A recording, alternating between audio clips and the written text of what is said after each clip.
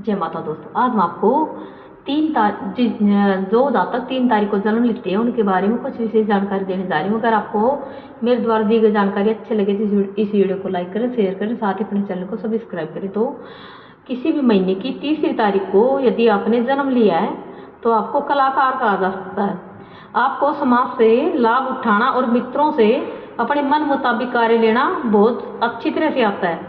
हो सकता है कि आपके जन्म के समय शुक्र की स्थिति बहुत ही अच्छी हो, तभी तो आप लेखक, भाषणकर्ता, रेखांकन, अदाकारी आदि जैसे कार्यों में दक्ष होते हैं। आपको चाहिए कि आप प्रयत्न भी करें कि आप उपरोक्त कार्य अपना सकें, यानी कि जब भी आपकी इच्छा हो जीवन में कि कुछ करने की, तो जो जैसे कि लेखक, भाषणकर्ता, रेखांकन, अदाकारी, ये कार्य आपको जरूर भी करना चाहिए।